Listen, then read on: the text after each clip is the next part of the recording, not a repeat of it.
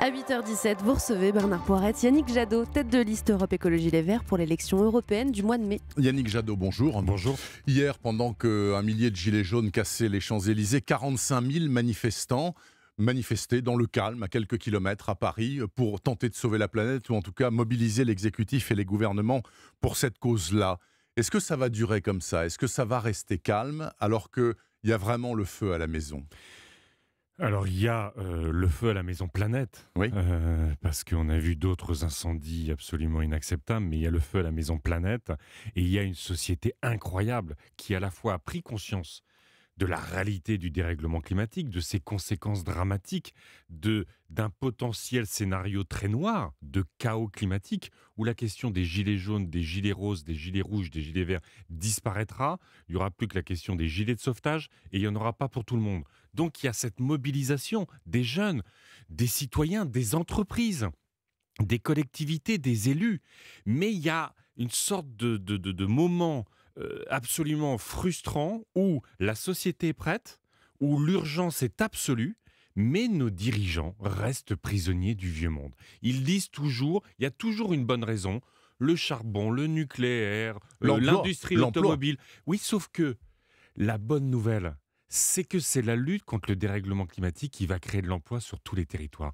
Quand nous, les écologistes, proposons... Non, sauf que on le voit sur le terrain. Quand les écologistes proposent un plan Marshall pour l'isolation des logements, c'est évidemment consommer moins d'énergie, donc c'est bon pour la planète.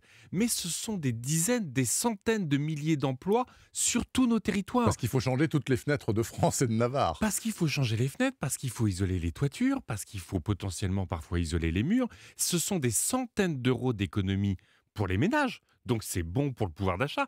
Et ce sont des emplois là où parfois il n'y en a plus beaucoup. Quand on se bat pour les énergies renouvelables, ce sont des PME partout. J'étais il y a quelques jours à Bègles avec l'usine Valorem, près de 250 employés.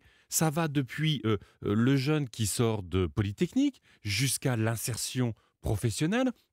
Ils commencent à exporter dans plusieurs pays. Quand ils ont des projets d'énergie renouvelable, que ce soit éolien, photovoltaïque ou hydrolienne, c'est avec des entreprises de la région ou avec des entreprises françaises qu'ils travaillent et ça marche super bien. Quand on se bat pour l'agriculture paysanne, une agriculture qui refroidit la planète plutôt que la réchauffer, mais tout le monde est content. Il y a plus de paysans dans nos campagnes, ils vivent décemment de leur production, ils respectent l'environnement, ils respectent les animaux et ils respectent ce que nous mangeons. Donc l'excellente nouvelle du moment, c'est que si on agit maintenant face au scénario noir, si on évite le chaos, on va gagner. Et alors, apparemment, c'est un discours qui semble quand même rentrer dans les esprits. Votre liste Europe Écologie Les Verts est créditée de 8,5% d'intention de vote aux européennes. Alors vous dites, moi je suis le seul vrai écologiste dans cette affaire d'élection européenne, mais j'ai l'impression qu'il y a beaucoup de monde quand même avec vous qui essaye de capitaliser sur cette idée-là. Il y a Monsieur Mélenchon qui revient dans la course,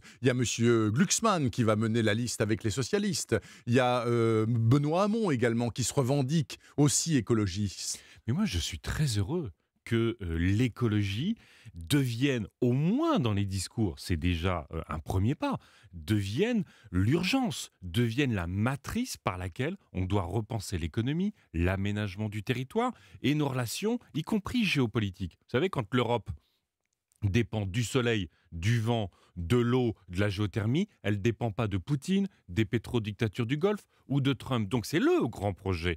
En revanche, il ne suffit pas de faire du bruit avec sa bouche pour, d'un seul coup, être cohérent et clair sur l'écologie. Vous êtes le seul. Non, mais la question, ce n'est pas d'être le seul. Nous revendiquons la cohérence et la clarté. Pour ces élections européennes, vous mettez un bulletin vert, vous aurez une députée ou un député vert qui rejoint un groupe vert au Parlement européen qui est au cœur de toutes les avancées sur l'environnement, la santé, les libertés. Si vous mettez un bulletin socialiste aujourd'hui, vous aurez un député socialiste, mais qui va rejoindre le groupe socialiste, qui vote les accords de libre-échange, avec à leur tête au niveau européen quelqu'un qui est pour le glyphosate, qui est pour le dumping fiscal. Si vous mettez un bulletin En Marche, où il se revendique aussi de l'écologie, vous allez au groupe libéral, les accords de libre-échange, le glyphosate et, comble de l'ironie, il s'allie avec Ciudadanos, le parti espagnol, qui fait alliance avec l'extrême droite en Andalousie. Donc nous, Moi, mon seul sujet dans cette campagne, et je crois que c'est comme ça qu'on va réconcilier les citoyens avec la politique, c'est la cohérence, la clarté. Nous, on veut sauver l'Europe pour sauver le climat. On ne veut pas sauver le Parti socialiste. On ne veut pas préparer 2022. Ça, je laisse ça à d'autres. Alors, il y a une tribune dans le journal du dimanche ce matin, signée par pas mal d'anciens d'Europe Écologie Les Verts, qui disent, écoutez, comment Jadot peut-il se revendiquer écologiste alors qu'il ne s'assume pas de gauche? Il dit, non, il n'y a ni droite ni gauche. Moi, mon problème, mon seul adversaire, c'est le dérèglement climatique, c'est pas la droite ou la gauche. Vous dites, vous ne rejetez pas le modèle libéral et ça leur fout des boutons.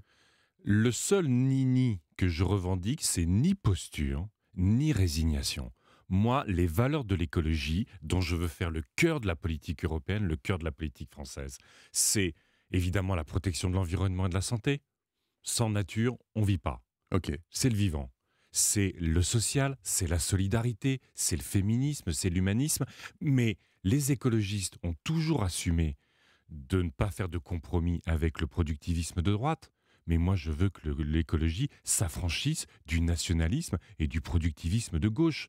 Moi, je veux que l'écologie soit le nouvel espace politique où chacun va vouloir se projeter, parce que se réconcilier avec la nature, c'est pas simplement s'offrir un avenir, c'est pas simplement s'offrir un présent bienveillant pour nous et nos enfants. Je l'ai dit, c'est repenser l'économie, c'est lui redonner du sens, c'est dire toutes ces entreprises qui impliquent les salariés, payent leurs impôts et participent de la redistribution, font de l'insertion sociale, font des produits et des services qui font du bien à la société. Eh bien, elles doivent venir dans cette transition énergétique. Moi, je ne vais pas jouer en disant un paysan bio, faut qu'il vende sa production dans un sauve-cause. Ou l'économie du Venezuela, c'est l'économie dont tout le monde a envie. J'y crois pas. J'ai pas la nostalgie du soviétisme, j'ai pas la nostalgie de l'économie de Maduro. Moi, je veux une économie qui ait du sens, qui crée de l'emploi, qui traite les salariés, les femmes, les hommes avec bienveillance, avec dignité, avec reconnaissance, mais on aura besoin de tout le monde pour cette transition énergétique. Une dernière question, Yannick Jadot. À titre personnel, on sait très bien que vous êtes totalement pour les vaccins et la vaccination. Ça ne vous pose pas problème que votre numéro 2, Mme Michèle Rivasi, émette de gros doutes sur l'intérêt des vaccinations? Elle a rappelé des dizaines de fois qu'elle était pro-vaccin. Mais est-ce que dans ce pays, après le scandale qu'il y a eu sur la grippe H1N1, après le scandale qu'il y a eu sur le Mediator, est-ce qu'on peut avoir un peu de transparence sur le poids des lobbies pharmaceutiques dans la décision publique? Est-ce qu'on peut avoir un peu de transparence sur les produits qui sont mis en circulation? Nous voulons rétablir la confiance entre les citoyens et les vaccins. S'il y a une personne qui a fait du mal à la confiance dans les vaccins, c'est Madame Bachelot.